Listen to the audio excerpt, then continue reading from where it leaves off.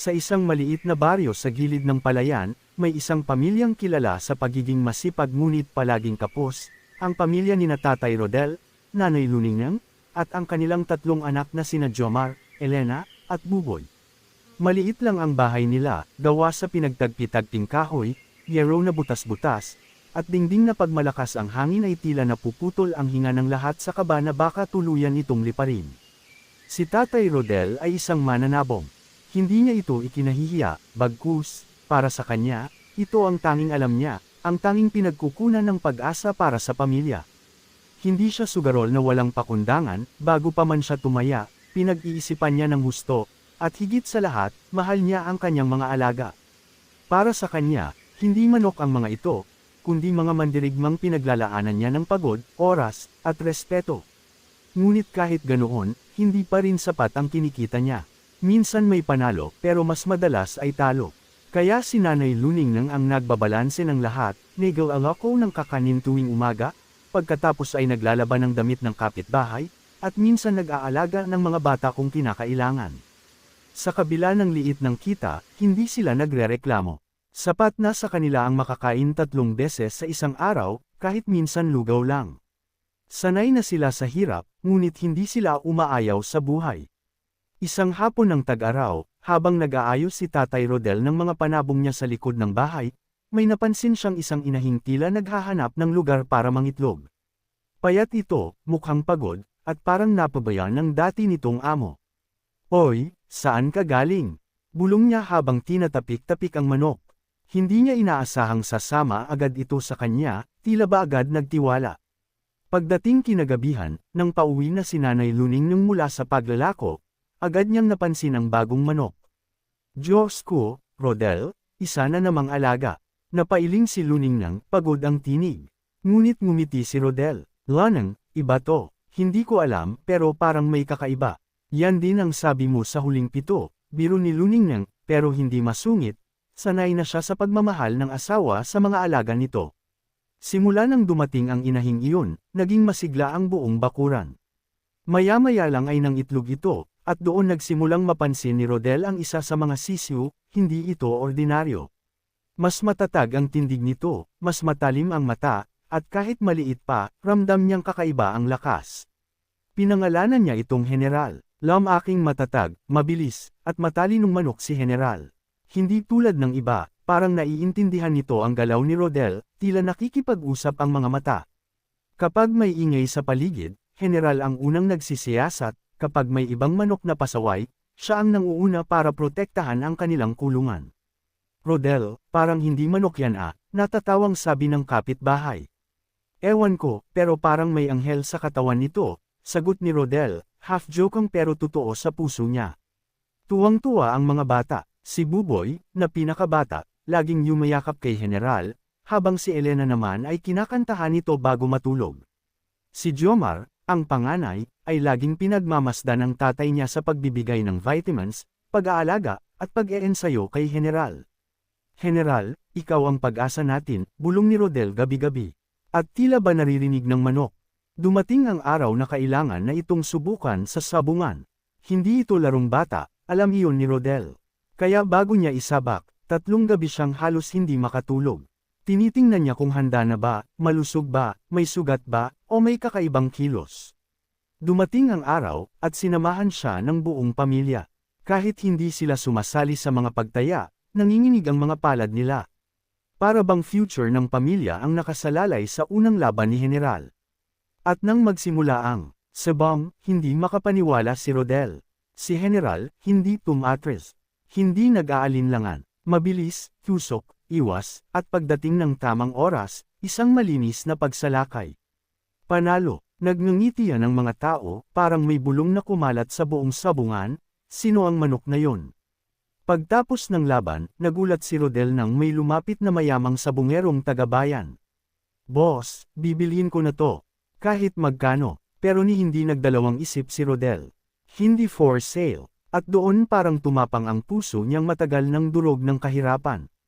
Pag-uwi nila, nagtipon ang pamilya sa harap ng maliit na lamparang hawak ni Elena. "Tay, panalo si General." Tuwang-tuwang sabi ni Buboy. Ngunit hindi lamang iyon ang mahalaga para kay Rodel. Sa gabing iyon, habang tahimik ang lahat at naghahapunan ng simpleng munggo, napansin ni Nanay Luningning ang kakaibang ngiti ni Rodel. Rodel, ano ba yang iniisip mo? Tumingin siya sa asawa, saka sa mga anak, bago sa manok na nakapahinga sa tabi. Ling, may pakiramdam ako. Si General, hindi ito basta manok. Siya ang mag-aangat sa atin.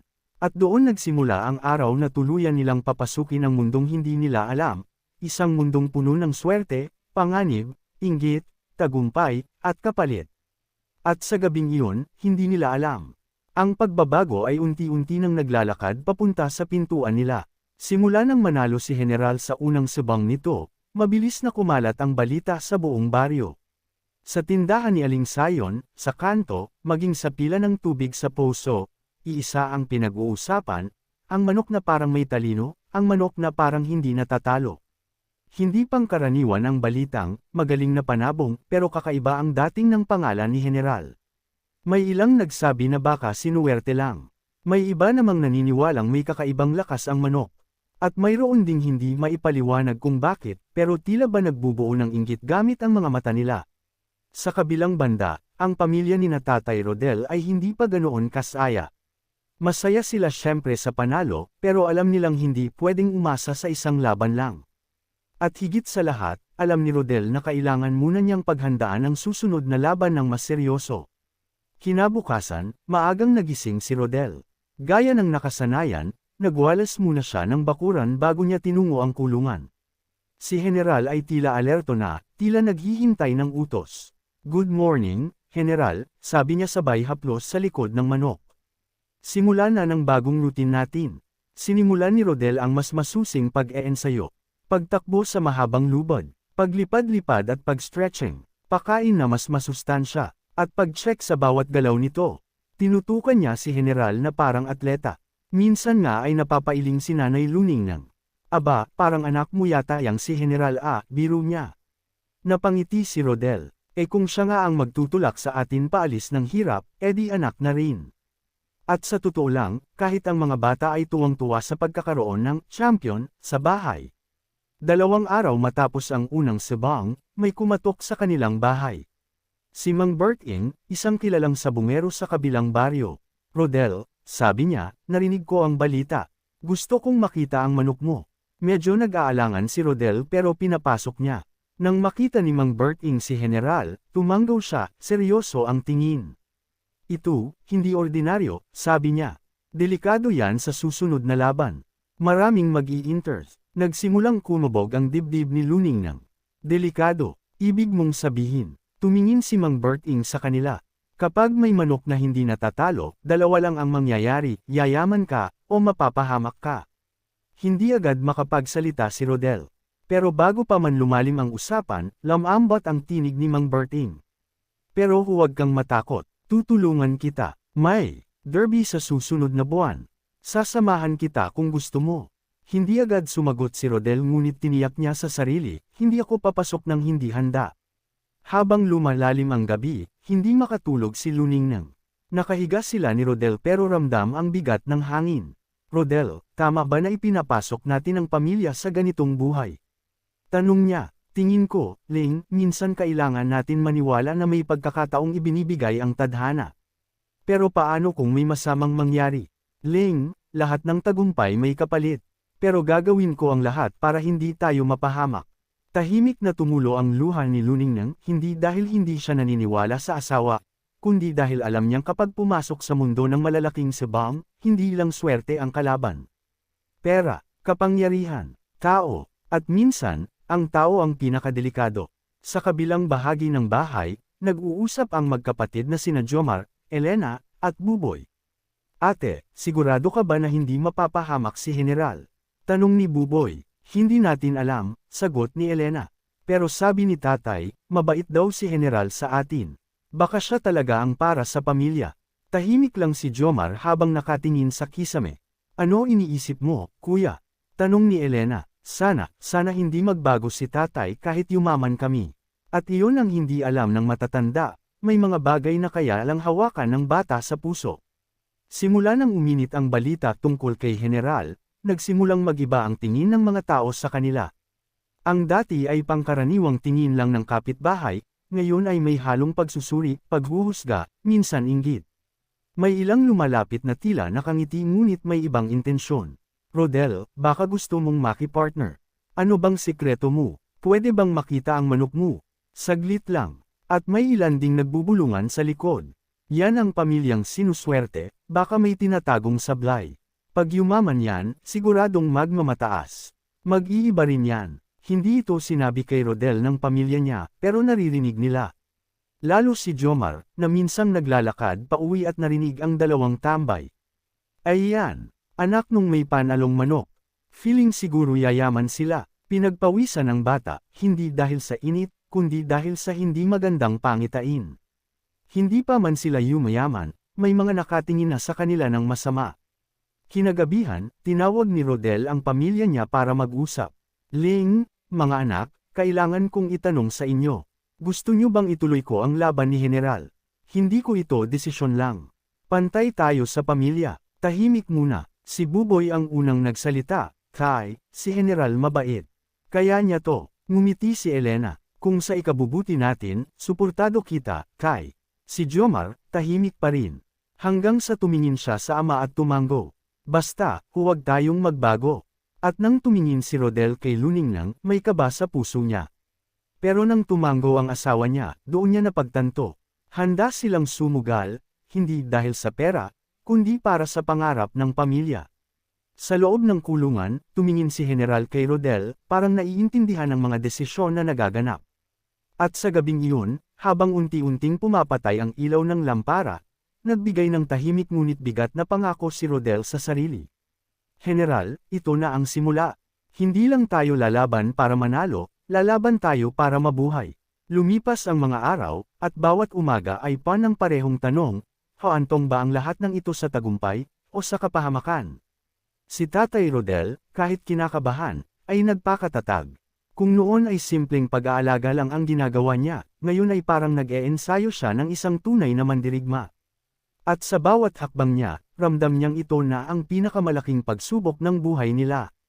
Isang hapon, habang pinapaliguan ni Rodel si General gamit ang banayad na tubig at dahon ng bayabas. Dumating si Mang Berting. Rodel, bungad niya, oras na para makita mo ang tunay na derby.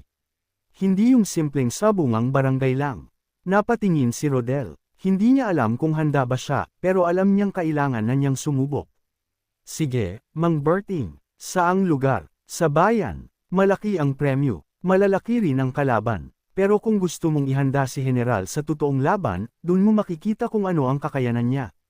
Sumama si Rodel, at pagdating pa lang nila sa sabungan, ibang-iba ang aura. Malalaki ang tao, malalakas ang sigawan, malalaki ang taya, at mas malalakas ang manok. Rodel, bulong ni Mang Berting, pag dito ka sumabak, hindi lang panalo ang pinag-uusapan. Pera, impluwensya, at minsan, buhay. Kinilabutan si Rodel. Hindi dahil takot siya, kundi dahil batid niyang ang mundo ng sabang ay hindi lang basta laro. Isa itong larangan kung saan maraming taong nababaliw, sumasaya, nasisira, at umaangat. At dito madadala si General. Habang nag-iikot sila, napapansin ni Rodel ang mga tingin ng tao kay General. Nadala-dala niya sa maliit na hall kahit hindi pa naman sila sasabak. Oy, Berting, yan ba yung sinasabi mong panabong? Tanong ng isang matabang lalaki na nakasombrero. Maganda ang tindig posibleng pandigma, dagdag ng isa pa, habang lumalapit para sana hawakan si General. Agad pinigilan ni Rodel. Huwag po, hindi sanay sa ibang kamay. Nagtaasan ang kilay ng dalawang lalaki. Mukhang mayabang ito bulong ng isa, na agad narinig ni Rodel. Ngumiti lang siya, hindi arrogant, ngunit nagtatago ng pag-iingat. Hindi niya alam, ngunit sa simpleng pagtanggi niyang iyon, may dalawang tao nang nagmarka sa kanya. At hindi yun huling beses. Pag-uwi nila, agad sinalubong siya ni Luningnang. Rodel, ano ang nakita mo? Tumingin si Rodel sa asawa, at sa unang pagkakataon, hindi niya tinago ang takot. Ling, hindi madali ang papasukin natin. Pero kung malalampasan natin ang unang derby na yun, baka magbago ang buhay natin. Huwag kang masyadong sumugal, Rodel, sabi ni Luningnang, marahan. Pangarap natin ang magbago ng buhay, pero hindi ko kayang mawala ka. Tinungo ni Rodel ang asawa at hinawakan ito sa balikat. Hinding-hindi ko ipapahamak ang sarili ko, o kayo. Magtitiwala tayo kay General. Sa mga sumunod na araw, parang naging sentro ng bahay ang manok. Hindi sila umaastang mayaman, malayo pa sila doon, pero may bago silang pag-asa. Si Elena, nagguhit pa ng maliit na drawing ni General sa carton. Si Buboy, nilalagyan ng maliliit na bato ang kulungan para swertehin. Si Jomar naman, nagsisimulang tumulong sa tatay niya mag-ehersisyo ng manok, tahimik ngunit determinadong matuto. Nay, sabi ni Jomar habang pinupunasan ang paa ni General, kapag nanalo si General, anong bibilhin mo? Napangiti si Luningneng. Siguro, mabili tayo ng bagong yero. Saka bagong lutuan. Simple, pero puno ng pag-asa. May isang hapon na nakakatahimik sa buong bakuran. Malayo ang araw, pero mainit ang hangin.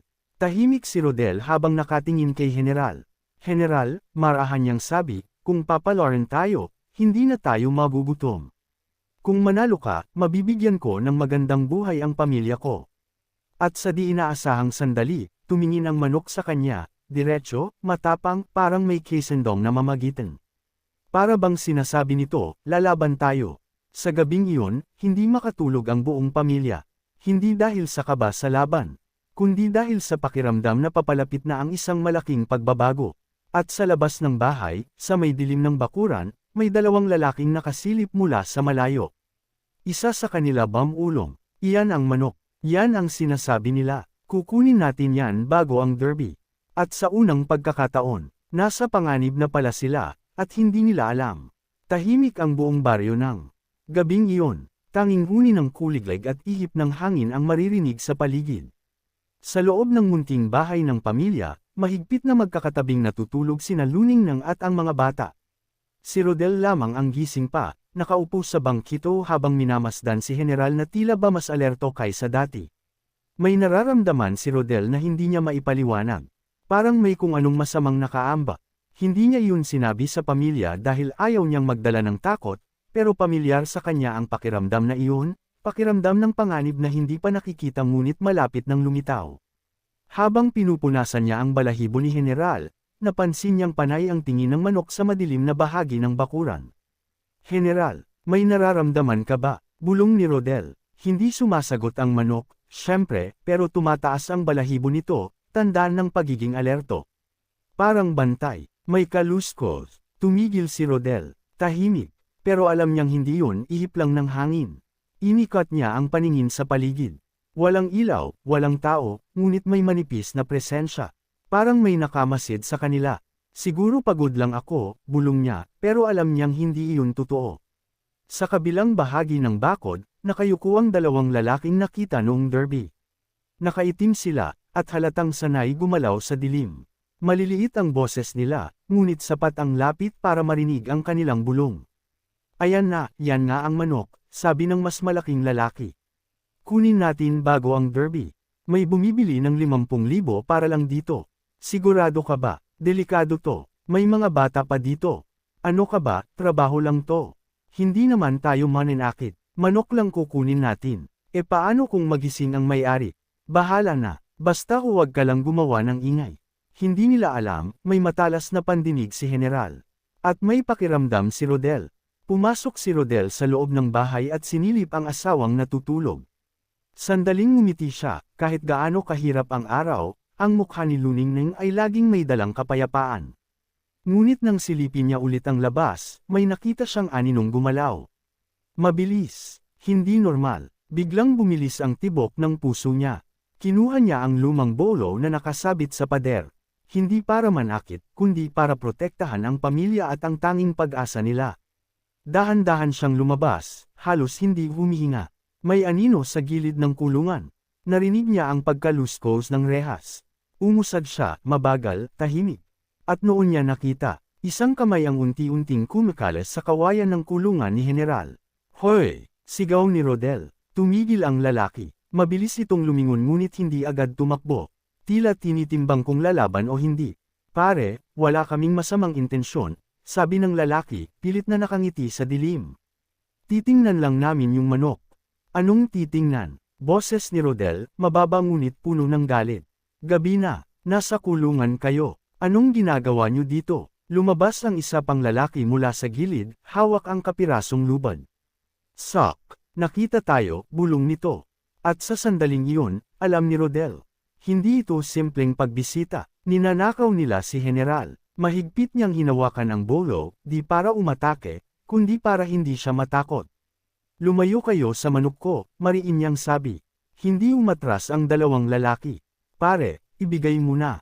Hindi ka namin sasaktan. Gusto lang namin ang manok. May bibili sa amin. Hindi mo na kailangan pumasok sa derby. Hindi ko ibebenta si General, sagot ni Rodel. Umalis na kayo bago pa may mangyari. Nagkatinginan ang dalawa, isang iglap, at sabay silang sumugod. Pero bago pa man makapasok ang lalaki sa kulungan, biglang lumipad si General mula sa loob. Mabilis, malakas, at tumilaok ng malakas na parang naghahabla ng panganib. Nabigla ang mga lalaki, na-atras sila, at doon, nakakuha ng pagkakataon si Rodel para itulak ang isa sa kanila palayo. Umalis kayo, sigaw niya, hindi nila inaasahan na ang manok mismo ang susugod sa kanila. Kahit hindi sila sinasaktan ng matinding sugat, sapat ang takot na dala ng matalas na kilos nito. Fair na, sigaw ng isa, hindi ito ordinaryong manok, mabilis silang tumakbo, tinahak ang dilim, at nawala sa likod ng mga punong nyog. Hingal na hingal si Rodel. Naluluha halos, hindi dahil sa takot, kundi dahil sa pasalamat. Kailangan kitang protektahan, General, bulong niya habang hinahaplos ang manok. Hindi kita ibibigay kanino man. Lumabas si Luningnang, gising dahil sa ingay. Rodel, anong nangyari? Narinig ko may sumigaw. Niyakap niya ang asawa, may magnanakaw. Si General ang pakay. Napatikip ng bibig si Luningnang. Diyos ko, pero hindi nila nakuha. Ligtas tayo, ngayon. Naglabasan din ang mga bata, umiiyak, nagtatanong. At buong gabing hindi na natulog ang mag-asawa. Si Rodel, hawak ang bolo. Si General, hindi na pumikit ni sandali. Hindi nila alam kung babalik ang mga magnanakaw. Hindi nila alam kung gaano kabigat ang laban na paparating. Pero malinaw sa kanila, simula ngayong gabi, hindi na simpleng laban ang kakaharapin nila. At sa pinakatahimik na oras ng madaling araw, nang muling kumalma ang hangin, isang bagay ang naging malinaw kay Rodel. Hindi na niya kayang umatras. Kailangan nilang lumaban, para sa pamilya, para kay General, at para sa kinabukasan. Tahimik ang gabi sa ilalim ng tulay, ngunit hindi yun ang karaniwang katahimikan na nakasanayan ng pamilya ni Isko at Lelay. Sa halip, may dalang kabog ang hangin, at ang lamlam ng ilaw mula sa mga poste ay tila mas madilim kaysa dati. Nararamdaman ng bawat isa ang kakaibang bigat ng panahon. Si Tintin, na palaging masayahin, ay biglang naging tahimik habang pinapanood ang mga anino sa dingding ng kanilang barong-barong. Nanay, bakit parang ang lungkot ng hangin? Tanong niya. Napatingin si Lelay, na noon ay nag-aayos ng natitirang gulay na dadalhin nila kinaumagahan. May mga gabing ganito anak, mahinahong sagot niya. Yung tahimik pero mabigat, pero okay lang yan, basta nandito tayo't magkakasama. Samantala, si Toto ay nakadungaw sa labas, pinagmamasdan ng ilog na mas mabilis ang agos kaysa karaniwan. Tay, tataas po ba ang tubig? Tanong niyang puno ng pag-aalala. Lumapit si Isko, dahan daw ang inakbayan ng anak. Hindi natin alam, anak. Pero may bantay tayo, ang isa't isa. Basta alerto tayo, magiging ligtas tayo. Habang nag-uusap sila, biglang kumulob ng malakas. Sumunod ang hangin na tila nanunundot ng lamig sa kanilang balat. Kumislap ang kidlat at ilang sandali pa'y bumuhos ang malakas na ulan. Mga anak, pasok sa loob. Tawag ni Lelay, agad na tinatakpan ng mga bitek sa bubong gamit ang lumang trapal. Masikip silang ngunit magkakatabi, nagkukulitan sana ngunit ngayong gabi seryoso ang lahat. Si Makoy, ang bunso, ay nakayakap kay Tintin, nanginginig. Tay, okay lang po ba tayo?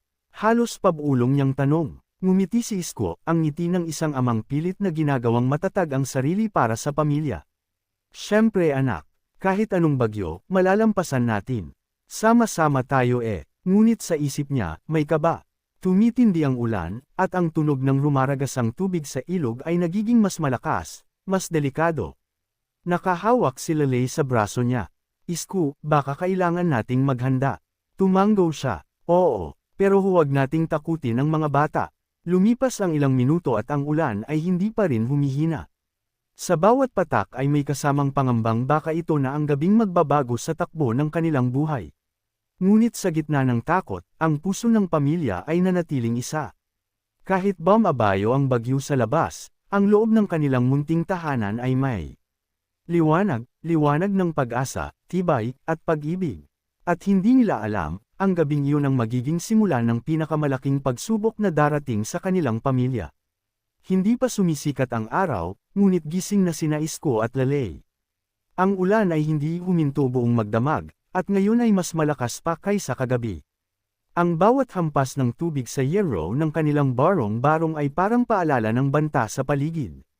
Tahimik na tumayo si Isko at lumabas sandali upang tingnan ang ilog. Ngunit paglabas niya, napasinghap siya. Tumaas na ang tubig. Malapit na ito sa pwesto nila. Lalay, mabilis niyang tawag. Tumakbo si Lalay palabas at halos mawalan ng lakas ang tuhod nang makita ang rumaragas ang ilog na halos abutin na ang paanan ng tulay. Isko, kailangan na natin maghanda. Maaabutan tayo niyan. Sa loob, unti-unting nagigising ang mga bata dahil sa mga tunog ng rumaragas ang tubig. Tay, nanay, ano yan? Tanong ni Toto, habol ang hininga. Lumapit si Isko sa kanila, pilit na pinapakalma ang boses. Mga anak, kailangan nating maging matapang. Tataas ang tubig, kaya lilipat muna tayo sa mas mataas na lugar. Agad na kumilos si Lalay, nag-impake ng kaunting mayroon sila, ilang piraso ng damit, kumot, at sako ng kaunting gulay na natira sa kanila. Ngunit habang nag-aayos sila, biglang lumindol ng bahagya, pinayugyog ang lupa at kinabahan ang lahat. Isko, bilasan natin, sigaw ni Lalay. Tinawag ni Isko ang mga bata. Tintin, hawak mo si Makoy. Toto, dito ka sa likod ko. Lumabas sila at sinalubong ng malakas na yulang parang putok ng bato sa bubong. Ang ilog ay halos umapaw, at ang tubig ay unti-unti nang pumapasok sa paligid ng kanilang tirahan. Habang naglalakad sila pataas, napansin ni Tintin ang ilang kapitbahay na nagmamadaling naglilikom ng gamit, iba'y nagsisigawan, iba'y nagdarasal. Lahat ay may iisang takot sa mata. Tay, tulungan po natin sila. Sabi ni Tintin, na kahit takot ay hindi nawawala ang kabutihan. Sumigaw si Isko sa mga kapitbahay, dito po. Sa mataas, sumunod kayo sa amin. At marami ang nakinig. Ngunit habang paakyat sila, biglang bumigay ang bahagi ng lupa sa kanan. Napatili si Lalay at mabilis na hinigpitan ang hawak kay Makoy. Diyos ko! Sigaw ng isang kapitbahay. Napaluhod si Toto at mabilis siyang isinaklang ni Isko. Tumilapon ang ilang sako at gamit, ngunit buhay ang mahalaga. Nakatayo muli sila ngunit mas mabilis na ngayon ang bawat hakbang. Sa wakas, narating nila ang mas mataas na bahagi ng tulay. Basang-basa, nanginginig, ngunit ligtas sa pag-apo ng ilog, sa ngayon. Niyakap ni Lalay ang mga anak, ramdam ang panginginig ng kanilang katawan. Magiging okay tayo, sabi niya kahit nanginginig ang tinig. Magkasama tayo. Tumayo si Isko, huminga ng malalim, at tumingin sa rumaragas ang tubig na parang halimaw na gustong lamunin ang lahat. Hindi pa tapos to, bulong niya sa sarili. Pero lalaban tayo. At sa pagdating ng mas malakas pang ulan, nararamdaman nilang hindi pa ito ang sukdulan ng unos. Magdamag na hindi natulog sina Isko. Ang ulan ay hindi pa rin tumitigil, at ang ilog ay patuloy na nagwawala, parang gustong lamunin ang buong pook. Sa ilalim ng malaking tulay kung saan sila pansamantalang nagkanlong, nagtipon ang ilang pamilya, bas, gutom, at nag-aalala. Pero kahit sa gitna ng panganib, ramdam pa rin ang pagkakaisa. Si Isko ay nakaupo sa gilid, hawak-hawak ang kulambo na tinaklob nila sa mga bata upang hindi ginawin. Pero ang isip niya ay lumilipad, sa bahay na baka inanod na, sa mga kapitbahay na hindi pa nila nakikita, at higit sa lahat, kay Alas, ang manok panabong na nagbigay sa kanila ng pag-asang makaahon sa hirap. Isko, bulong ni Lalay habang pinupunasan ang mukha ng mga bata, nag-aalala ka sa manok, ano? Hindi agad sumagot si Isko. Pinagmasdan niya muna ang rumaragas ang tubig sa ibaba ng tulay bago tumango. Kung inanod si Alas, pati pag-asa natin, baka inanod na rin, mahina niyang sabi. Hindi tayo umaasa sa isang manok, Isko. Umaasa tayo sa sarili nating pagsisikap, sagot ni Lalay, mahina pero may tapang. Pero sa puso ni Isko, alam niyang mahalaga si Alas. Hindi dahil sugal iyon, kundi dahil naging instrumento ang manok na iyon para ipakita sa kanya na pwede pa pala silang makaangat, pwede silang umasenso nang hindi sinisira ang buhay ng iba. Lahat ng panalo ni Alas ay ginastos niya sa pamilya, hindi sa bisyo. At ngayon, nasa panganib ang lahat. Bandang hating gabi, habang ang ibang pamilya ay pilit na natutulog sa malamig na sahig, may narinig si Toto. Tay, may kumakaluskos, bulong niya habang lumalapit kay Isko. Napakunot noo si Isko, saan mo narinig? Itay, dun po sa gilid ng tulay, parang may tumitilaok. Nagkatinginan sina Isko at Lalay. Hindi kaya, bulong ni Lalay. Hindi na siya tinapos ni Isko. Tumayo agad ang lalaki, kahit basang-basa ang hangin at maputik ang paligid. Dahan-dahan siyang bumaba sa paanan ng tulay, hawak ang isang maliit na flashlight na halos ubos na ang baterya. Habang papalapit siya, lalong lamilinaw ang tunog. Tick AWWWK. Tumigil ang puso ni Isko sa tuwa. Alas, bulong niya. Pagdating sa mas mababang bahagi ng tulay, nakita niya ang manok, basang-basa, nanginginig, pero buhay. Kumikapit sa isang kahoy na nagpatong sa bato, pilit na lumalayo sa tubig. Alas, halika rito, sigaw ni Isko, ngunit halos hindi marinig dahil sa lakas ng ulan. Nang makalapit siya, biglang bumagsak ang isang bahagi ng kahoy at lumusot si Alas, muntik ng tanggayan ng agos. Hindi pwede, sigaw ni Isko at agad siyang tumalon, sinunggaban ng manok gamit ang dalawang kamay. Sa isang iglap, sumubsob ang paa niya sa malambot na lupa, halos madulas pa ibaba sa gilid ng ilog. Kumapit siya sa isang nakausling bakal sa ilalim ng tulay. Isko, ito ang boses ni Lalay. Sumunod pala siya. Isko, hawakan mo yang bakal. Huwag kang bibitaw. Sigaw ni Lalay habang handang bumaba kung kinakailangan. Hindi ako bibitaw. Sagot niya, hawak-hawak si Alas sa dibdib niya. Hindi kita iiwan, partner. Sa tulong ng kamay ni Lalay at dalawa pang kapitbahay, naiahon nila pareho si Isko at ang manok. Pag-akyat nila sa ligtas na lugar, hiyawan ang mga bata, hindi dahil masaya, kundi dahil nakahinga ng maluwag. Akala ko mawawala ka, Tay. Hagulgol ni Tintin. Niyakap sila ni Isko ng mahigpit. Bas pa rin sila, nanginginig, pero may kakaibang init na bumalot sa kanila, init ng pag-asa. Habang nagpapatuyo sila ng konti, may lumapit na lalaki, isang sabungero rin, kapitbahay ni Isko na si Mang Dado. Isko, sabi ni Mang Dado, basang-basa rin pero may dalang mahalagang balita. Narinig ko sa mga tao sa taas, may malaking sabong daw bukas sa kabilang bayan.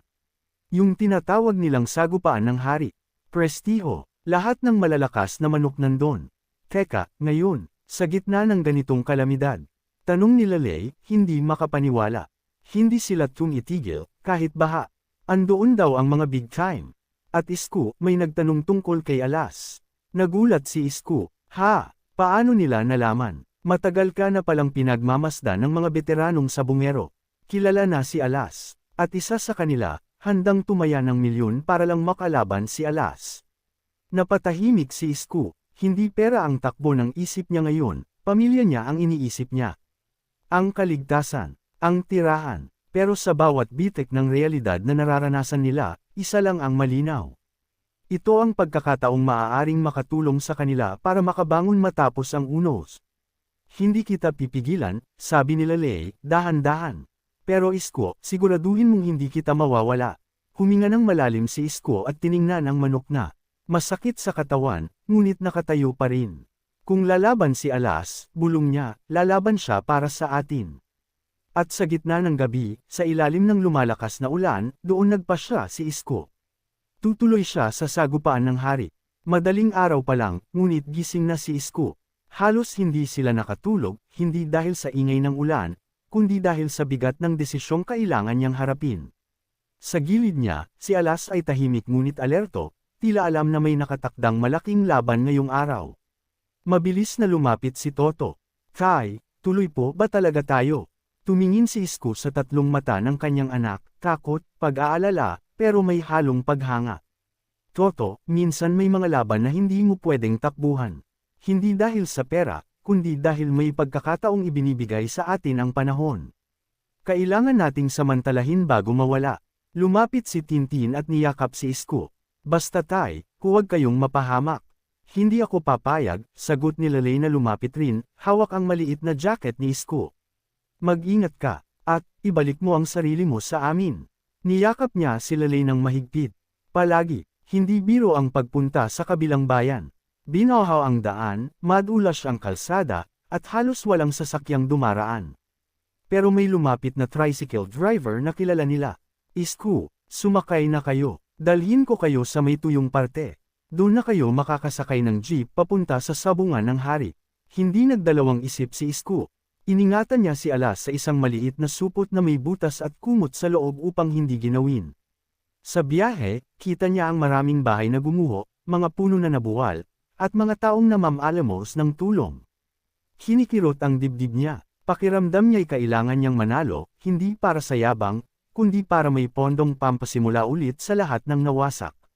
Pagdating nila sa isang malaking sabungan sa kabilang bayan, halos hindi makapasok si Isko sa dami ng tao. Hindi alintana ang ulan, may mga payong, sakong plastik, at makapal na damit ang mga manunood. Tara na, Isko, sabi ni Mang Dado na sumalubong sa kanila. Hindi basta-basta ang laban ngayon. Ang arena ng mga hari. Sa loob ng sabungan, parang ibang mundo. Maingay, masikip, maalangasaw ang amoy ng manok at basang lupa. Ang mga ilaw ay kulay dilaw at kumikislap, at ang mga sigawan ay parang alon. Dinala si Isko sa isang pahingahan ng mga manok panabong. May mga nag-aayos, nag-aalaga, nagmamasahe ng pakpak. Pero nang inilabas niya si Alas, marami ang napalingon. Oy, siya ba yun? Yan daw ang hindi pa natatalo. Ang lightes ng katawan, pero parang demonyo ang mata. Narinig ni Isko ang bulungan ngunit hindi siya nagpahalata. Hinaplos niya si Alas at marahang sinabi, "Partner, isa na lang." Maya-maya, lumapit ang organizer. "Isko," sabi nito, "ang makakalaban ni Alas ay si Rayo, ang pambato ni Don Severino. Hindi to basta-basta, maraming manok na ang binali niya ng tuka." Napakunot noo si Isko. "Rayo?" tanong niya, yung kilalang puting Texas na ubod ng lakas. Tumango ang organizer. "Oo." At willing ang mga tao tumaya ng milyon kay Rayo. Pero dahil sa pangalan ni Alas, malaki rin ang kumakampi sa'yo. Kinabahan si Isko, hindi takot sa kalaban, takot na baka panahon na ng una nilang pagkatalo. Lumapit si Lele, hawak ang kamay niya. "Isko, ano man ang mangyari, mahalaga buo kang makabalik." Huminga siya ng malalim. "Gagawin ko ang lahat." Sumigaw ang announcer. "Mga ginoo at ginang, ang hari ng Subang, nasa harap na." Pumasok si Isko sa gitna, dala si Alas. Sa kabilang panig, pumasok ang tagapangalaga ni Rayo, malaki, maskulado, matindi ang tingin. Nang ailapag ang dalawang manok, nagsigawan ang mga tao. Si Rayo ay kulay puting-puti, matikas, matangkad, parang sundalong sanay sa digmaan. Si Alas ay maliit kumpara sa kanya, ngunit ang galaw ay matatag, ang tingin ay matalim, tila may sariling isip. "Handa na ba?" Kumakabog ang dibdib ni Isko. Itinaas ng announcer ang kamay. Bitaw, sa isang iglap, umulos si Rayo ng mabilis, parang kidlat. Kung ordinaryong manok ang kalaban, tapos na sana agad ang laban. Ngunit umilag si Alas. Mabilis. Parang alam na niya ang darating. "Ayon!" Sigaw ng mga tao. Tumalon si Rayo ulit, mas mabilis, mas mabangis, pero isang tikwas at ikot ni Alas ay nakailag ulit. "Isko, ang galing ng manok mo!" Sigaw ni Mang Dado. Ang BIGWAS na NAGPATAHIMIK sa lahat. Sa ikatlong pag-atake ni Rayo, sinubukan niyang sipain si Alas mula sa gilid, isang teknik na sinasabing walang nakakaiwas. Pero si Alas, yumuko, tumalon, at sumalpak ang tari diretso sa leeg ni Rayo. Tumili ang mga tao, nagwala ang announcer, napatayo si Isko, at sa loob ng ilang segundo, bumaligtad si Rayo, tumigil ang galaw, at tuluyang, NATUMBA. Ang hatol ng arena, panalo SI Alas, Isko, NAGKAMPEONK. Grabe yun, parang may espiritu ang manok. Nagkagulo ang sabungan, may nagtatatalon, may nagbubulungan, may nagagalit, may natutuwa. Ngunit higit sa lahat, may lumapit sa kanya ang organizer dala ang sobra. "Isko, ito ang pinakamalaking premyong nakuha mo sa buong buhay mo." Hindi nakapagsalita si Isko, niyakap niya si Alas. "Partner, para to sa pamilya natin." Hindi pa humuhupa ang ingay sa loob ng sabungan nang magpasya si Isko na umalis agad. Ayaw na niyang manatili roon ng mas matagal, ramdam niya na ang bigat ng mga matang nakatutok sa kanya, ilan ay may paghanga, ngunit marami ay may inggit at galit. Hawak niya ang sobre ng premyo, mabigat ito, hindi lang dahil sa halaga, kundi dahil sa bigat ng desisyong kaakibat nito. Sa ilalim ng umaambon na langit, muling itinago ni Isko si Ala sa supot at maingat na humakbang palabas kasama sina Mang Dado. Isko, sabi ni Mang Dado, hindi ko alam kung paano mo nagawa yon. Pati si Don Severino, nagulat. Marami kang ginimbal ngayong araw. Ngunit hindi sumagot si Isko. Tahimik lang siyang nakatingin sa daan habang giniginaw ang katawan at mabilis ang tibok ng puso. Sa isip niya, iisa lang ang nais niya, makabalik sa pamilya. Pagsapit nila sa kinaroroonan ng pamilya, madilim pa rin ang langit, ngunit hamina na ang ulan. Nakita niya agad ang tatlong bata, si Tintin, Toto, at Makoy, na tumakbong papunta sa kanya. Tay, niyakap siya ng mga ito ng sabay-sabay. Halos mahulog si Isko sa biglaan at higpit ng yakap nila, ngunit hindi siya nagreklamo. Hinayaang lumabnaw ang tensyon sa puso niya. Kamusta kayo dito? Tanong ni Isko, sabay haplos sa buhok ng mga bata. Umiyak si Tintin. Tay, natakot po kami. Akala namin hindi na kayo babalik. Babalik at babalik ako, sagot niya. Kahit saan man ako mapunta, kayo ang uuwian ko. Lumapit si Lele, may luha sa mata. Ngunit hindi iyon luha ng takot, kundi ng matinding ginhawa. Nandito ka na, bulong niya. Salamat sa Diyos. Niyakap niya si Isko ng mahigpit. At sa loob ng yakap na iyon, ibinulong niya. May napakalaki ka bang ipinanalong pera? Marahan niyang kinuha ang sobra at iniabot sa asawa. Pagbukas ni Lele, napasinghap siya. Hindi niya makuha kung ano ang uunahin, ang saya, ang takot, o ang pagkabigla. Isko, ganito karami, ganito kalaki. Tumango si Isko. Oo, pero hindi ibig sabihin nito, wala nang problema. Sa mga sumunod na oras, nagtipon ang mga kapitbahay sa ilalim ng tulay, hindi para makiusyoso sa napanalunan ni Isko, kundi dahil unti-unti nang bumababa ang tubig sa ilog. May pag-asang makakatayo muli ang mga bahay. Habang nagbabalak sila kung paano magsisimula, lumapit ang isang matanda, si Mang Selo, na halos mawala ng tirahan dahil inanod ng baha. Isko, hindi kami makapagsimula. Wala kaming mababalikan, sabi niya. Nanginginig ang boses, at doon, natigilan si Isko. Hindi niya alam kung bakit, pero tila may boses na nagmurmurang kailangan niyang kumilos. Hindi lamang para sa sarili niya, kundi para sa buong komunidad.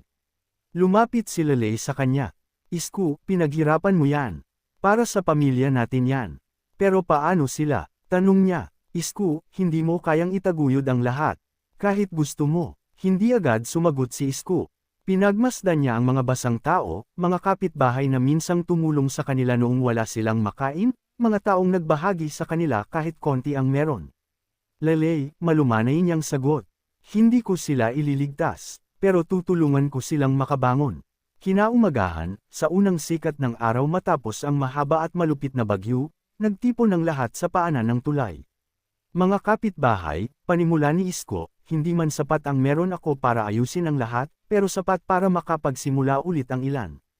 Hinugot niya ang parteng kalahati ng napanalunan, isang malaking halaga pa rin.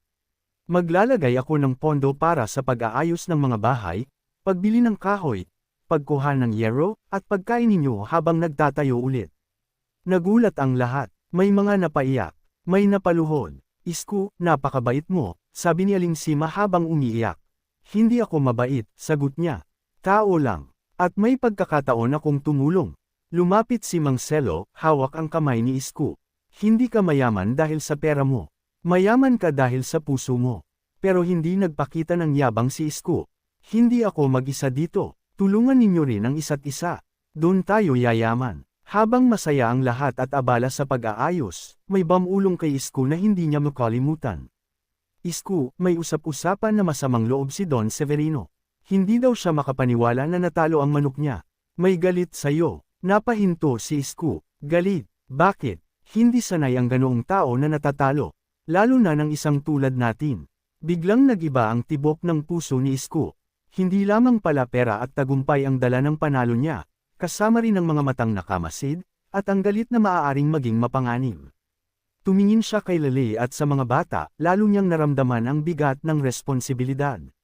Hindi pa natatapos ang unos. Hindi baha ang susunod na kalaban. Lumipas ang 3 araw matapos ang malaking sibang. Unti-unting bumaba ang tubig, at ang komunidad ay nagsimulang maglinis at magayos. Sa tulong ng ibinigay ni Isko, nakabili sila ng yero, kahoy, pako, at bigas. May mga kabataang nagbubuhat, matatandang nagbibigay ng direksyon, at mga nanay na nagluluto para sa lahat. Kahit pagod, masaya ang lahat. Kahit hirap, may pag-asa. At sa gitna ng abalang iyon, palaging naroon si Isko, tumutulong kahit sa pinakamaliit na gawain. Nasanay na siya sa hirap, hindi siya makapapayag na ang pera ang magbabago sa puso niya. Pero habang abala ang komunidad, may isang sasakyang maraming nakatingin. Isang itim na SUV na dahan-daw ang huminto sa dulo ng tulay. Nanahimik ang mga tao, dahan-daw ang lumabas ang isang lalaki. Si Don Severino, ang may-ari ni Rayo, ang maperang sabungero, ang taong hindi tumatanggap ng pagkatalo. Lumapit si Don Severino kay Isko, suot ang mamahaling barong at sapatos na hindi man lang nadadapuan ng putik. Ang mga taong nakapaligid ay pabulong na nag-uusap, halatang kabado. Isko, sabi ni Don Severino, malamig at mababa ang tono, ikaw pala ang nagpaubos sa pinagkakatiwalaan kong manok. Nilingan siya ni Isko, hindi nagmamadaling magpakita ng takot. Hindi ko po intensyon na mang-agrabyado, Don. Laban lang po iyon, parehong handa ang manok natin. Ngumiti si Don Severino, ngunit hindi iyon ngiting mabait, ngiting mapanganib. Hindi ako sanay na natatalo. Lalo na sa mga tulad nyo na walang pangalan sa sabungan. Pero, may alok ako. Nagulat ang mga tao, tumaas ang kilay ni Isko. At ano po yun? Ipinakita ni Don Severino ang isang brown envelope, mas makapal pa kaysa sa napanalunan ni Isko sa subang. Ito, triple ng premyong nakuha mo. Ibigay mo sa akin si Alas. Hindi ako nakikipagbiruan. Nagkagulo ang bulungan ng mga tao. Isko, ibenta mo na, sabi ng isa. Hindi na kayo maghihirap, sigaw ng iba, hindi araw-araw may ganitong alok. Pero tahimik lang si Isko. Pinagmasdan niya si Alas na nasa gilid, umuungos ang ulo mula sa supot, tahimik na parang bata. Nagpatuloy si Don Severino, ang manok mo, milagro. Hindi normal, gusto kong mapunta sa akin ang ganyang klase. Sabihin mo na lang ang presyo. Hindi ako tatanggi, huminga ng malalim si Isko. Sa isip niya, malinaw ang 200. Kayamanan. Oh, katapatan. Lumapit siya kay Don Severino. Habang papalapit, parang mabigat ang hangin. Sabi ni Don Severino, ano, magkakaintindihan ba tayo? Pagdating sa harap niya, tumingin si Isko sa envelope, at dahan-daang itinulak ito pabalik. Hindi ko ibebenta si Alas. Namilog ang mga mata ng lahat. Ano, senggal ni Don Severino, pinipili mo ang manok kaysa karawasa. Tumango si Isko, mariin ngunit kalmado. Hindi po pera ang dahilan kung bakit lumaban si Alas. At hindi ko siya tinuring na alaga lang. Kasama ko siya sa hirap. Hindi ko siya ipagpapalit kahit magkano. Lalong dumilim ang mukha ni Don Severino. Dahan-daang yumuko si Don Severino sa harap ni Isko, parang mabait pero malamig ang mga mata. Isko, tandaan mo to. Tumuwid siya ng tayo. Ang tumatanggi sa alok ko, nilulubog ko. May ilan sa mga tao ang napaatras sa kaba. Ngunit hindi ang pamilya ni Isko. Lumapit sina Tintin, Toto, Makoy, at sila Lei, sabay-sabay na pamwesto sa likod niya. Walang takot. Hindi niyo po kami kayang takutin, sabi ni Tintin, kahit nanginginig ang boses. Hindi niyo rin po kami kayang bilhin, dagdag ni Toto. Hinawakan ni Lei ang kamay ni Isko. Ang pamilya na marunong tumayo sa tama, hindi madaling igupo. Natahimik ang paligid. Umiling si Don Severino, galit na galit ngunit walang magawa. Tandaan mo to, Isko, babalik ako. Umikot siya, sumakay sa SUV, at mabilis na lumisan, iniwan ang alikabok at takot sa hangin. Nang makaalis si Don Severino, lumapit ang mga kapitbahay, nag-aalala, nanginginig, pero puno ng respeto. Isko, ang tapang mo, sabi ni Mang Selo. Hindi lahat kayang tumanggi sa ganyang kalaking pera, dagdag ni Aling Sima. Karapat-dapat ka talagang tumulong sa amin, sabi ng mga kabataan. Ngumiti si Isko kahit may kaba pa sa puso. Hindi ako bayani, pero hindi ko rin hahayaang apak-apakan tayo ng iba. Lumapit si Lei, pinisil ang kamay niya. Kahit anong bagyo, kahit anong mayaman na Don, hindi ka titibag. Kasi hindi ka nag-iisa. Niyakap niya si Lei, sabay ng 3 bata. Lumipas ang ilang linggo, naitayo muli ang mga bahay. Naibalik ang mga tindahan, nagtanim ulit ang mga tao, at ang tulay, na dati naging kanlungan, ngayon ay naging simbolo ng pagkakaisa. Si Alas, na hindi ibinenta, ay patuloy na inalagaan, hindi para pagsabang uli, kundi bilang tanda ng pasasalamat. At si Isko, hindi na siya mananabong. Sa halip, ginamit niya ang natirang pera upang magbukas ng maliit na tindahang pangkabuhayan para sa buong barangay, isang tindahang nagbebenta ng bigas, pagkain, at pangbahay na abot kaya, at kilala ng lahat bilang Tindahan ni Alas. Sa gabing tahimik, habang nakaupo si Isko at Lalay sa harap ng bagong bahay, pinagmamasdan nila ang mga batang natutulog. Isko, bulong ni Lalay, napakarami nang nangyari. Pero alam mo kung ano ang pinakamalaking panalo mo. Ano, yung hindi tayo nawala sa isa't isa. Ngumiti si Isko, Lalay, totoo. At ngayon ko napatunayan. Tumingin siya sa tahimik na komunidad, sa ilog na unti-unting kumalma, sa bituin na muling naglitawan. Ang tunay na yaman, hindi nakikita sa bulsa. Hinawakan niya ang kamay ni Lalay, nasa puso, at doon, tuluyang nagtapos ang kwento ng isang pamilyang minsang lugmok sa kahirapan ngunit bumangon hindi dahil sa pera, hindi dahil sa sabang, kundi dahil sa pagmamahalan, katapatan, at pagkakaisa.